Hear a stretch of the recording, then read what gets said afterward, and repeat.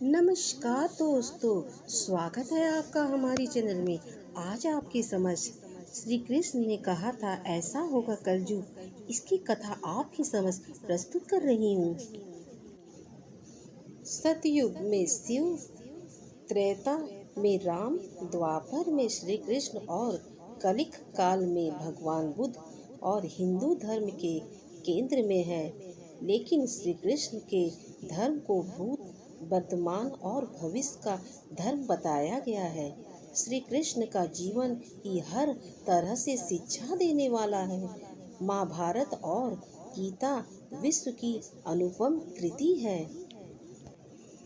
महाभारत हिंदुओं का ही नहीं, समस्त मानव जाति का ग्रंथ है। इसे प्रत्येक मानव को एक अच्छी शिक्षा और मार्ग मिलता है। प्रत्येक मनुष्य को इसे पढ़ना चाहिए। महाभारत में जीवन से जुड़ा ऐसा कोई भी विषय नहीं जिसका वर्णन ना किया गया हो और इसमें जीवन का कोई समाधान ना हो जो महाभारत में देश, धर्म, न्याय, राजनीति, समाज, योग, युद्ध, परिवार, ज्ञान और विज्ञान, आध्यात्मिक और तकनीकी आदि समस्त विषयों का वर्णन मिलता है। वर्तमान युग में महाभारत के एक प्रसंग में आज का मानव कुछ सीख ले सकता है। यह प्रसंग उस वक्त का है जब 5 पांडवों को वनवास हो गया था। वनवास जाने से पूर्व पांडव ने भगवान श्री कृष्ण से कहा, हे कृष्ण, अभी यहाँ द्वापर का अंत काल चल रहा है। आप हमें बताइए कि आने वाले कलयुग में कलिक काल की चाल या गति क्या होगी, कैसी होगी। श्री कृष्ण कहते हैं, तुम पांचों भाई वन में जाओ और जो कुछ भी दिखे वह आकर मुझे बताओ, मैं तुम्हें इसका प्रभाव बताऊंगा। पांचों भाई वन में चले गए। वन में उन्होंने जो देखा उसको देखकर वह आश्चर्यचकित रह गए। आखिर उन्होंने वन में क्या देखा और श्री कृष्ण ने क्या जवाब दिए, जानिए कथा। पांडवों ने वन में क्या देखा, युधिष्ठिर ने क्या देखा। 5 भाई जब वन में रहने लगे तो एक बार चारों भाई अलग अलग दिशाओं में वन भ्रमण को निकले। युधिष्ठिर भ्रमण पर थे तो उन्होंने एक जगह पर देखा कि किसी हाथी की 2 सूंड है। यह देखकर युधिष्ठिर के आश्चर्य का ठिकाना नहीं रहा। अर्जुन ने क्या देखा, अर्जुन दूसरी शिक्षा में भ्रमण पर थे। कुछ दूर जंगल में जाने पर उन्होंने जो देखा उसे आश्चर्य में पड़ गए। उन्होंने देखा कि कोई पक्षी है, उसके पंख पर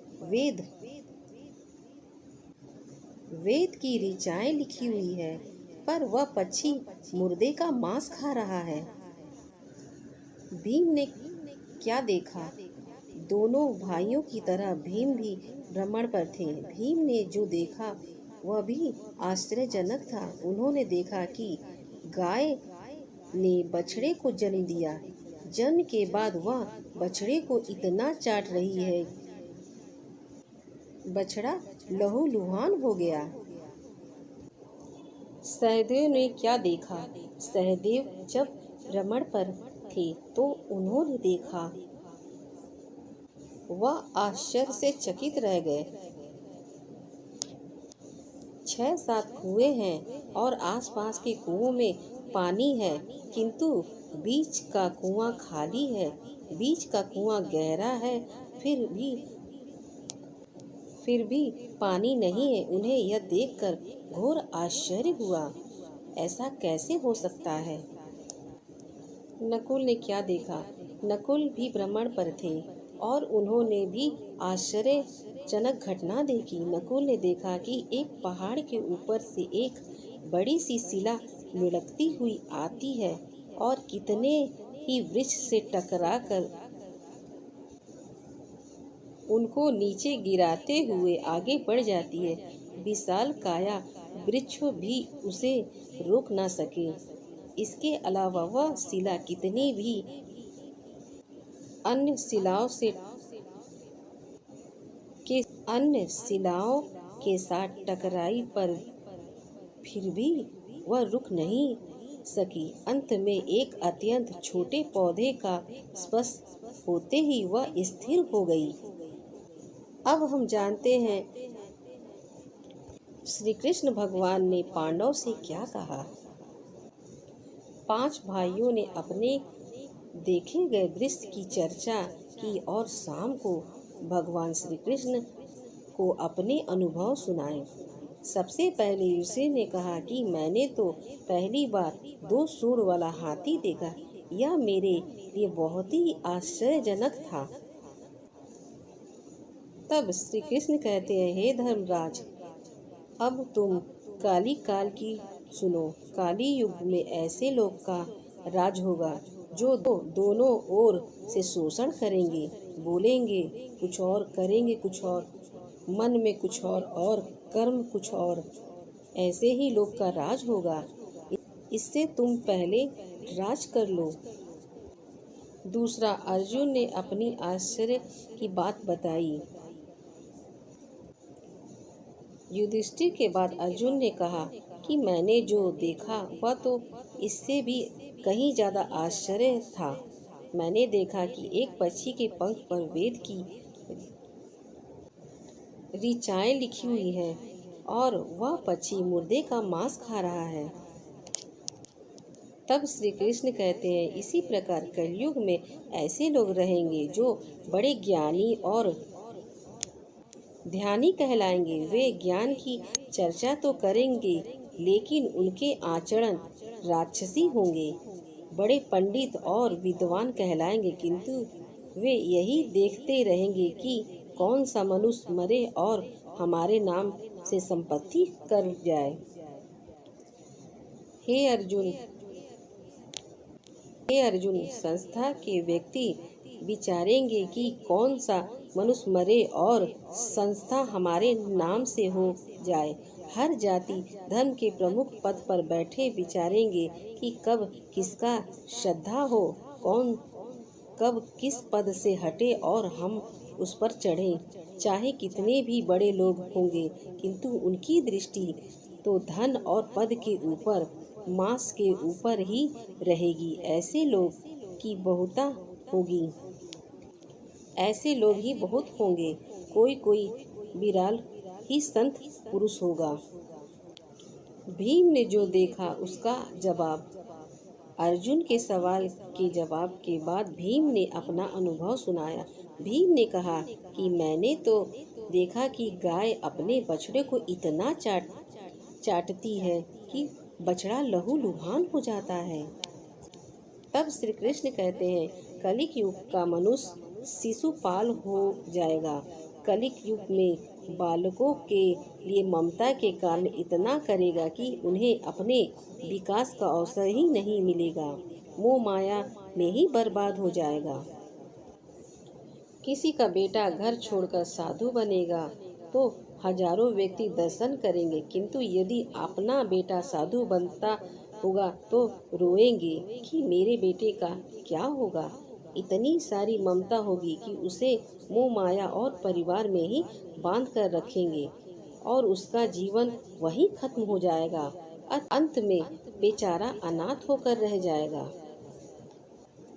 वास्तव में लड़के तुम्हारे नहीं हैं, वे तो बहुएं की अमानत है। लड़कियां जमाई की अमानत है और तुम्हारा यह शरीर मृत्यु की अमानत है। तुम्हारी आत्मा परमात्मा की अमानत है। तुम अपने शाश्वत संबंध को जान लो बस। भीम के बाद सहदेव ने पूछा, हे श्री कृष्ण, मैंने जो देखा उसका मतलब क्या है। मैंने यह देखा 5-7 भरे कुएं के बीच कुआं एकदम खाली है, जबकि ऐसा कैसे संभव हो सकता है। तब श्री कृष्ण कहते हैं, कलिक युग में धन ढाए लोग लड़के लड़की के विवाह में, मकान उत्सव में, छोटे बड़े उत्सव में तो लाखों रुपए खर्च कर देंगे, परंतु पड़ोसी में यदि कोई भूखा प्यासा हो तो यह नहीं देखेंगे कि किसका पेट भरा है या किसका पेट नहीं भरा है। उनका अपना ही सगा भूखा से मर जाए और वे देखते रहेंगे। दूसरी ओर मौज, मंदिर, मांस भक्षण, सुंदरता, वासना में पैसे उड़ा देंगे, किंतु किसी के दो आंसू पोंछने में उनकी रुचि नहीं होगी। कहने का तात्पर्य यह है कि कलिक युग में अन्न के भंडार होंगे, लेकिन लोग भूखे से मरेंगे। सामने महलों में, बंगलों में ऐशो आराम चल रहे होंगे, लेकिन पास ही की झोपड़ी में आदमी भूख से मर जाएगा। एक ही जगह पर असमानता अपने चरम पर होगी। एक ही जगह पर असमानता अपने चरम पर होगी। अंत में नकुल ने जो देखा उसका जवाब। सहदेव के बाद नकुल ने श्री कृष्ण को बताया कि मैंने एक आश्चर्य देखा, यह कि एक बड़ी सी चट्टान पहाड़ पर से लुढ़कती हुई वृक्ष के तने और चट्टानें उसे रोक न पाई, किंतु एक छोटे से पौधे से टकराती ही वह चट्टान रुक जाती है। तब श्री कृष्ण ने कहा, कलियुग युग में मानव का मन नीचे गिरेगा, उसका जीवन पतित होगा। यह पतित जीवन धन की शिलाओं से नहीं रुकेगा, ना ही सत्ता के वृक्ष से रुकेगा, किंतु हरि नाम के एक छोटे से पौधे से ही, हरि कीर्तन के एक छोटे से पौधे से मनुष्य का जीवन पतन होना रुक जाएगा। श्रीमन नारायण हरि हरि।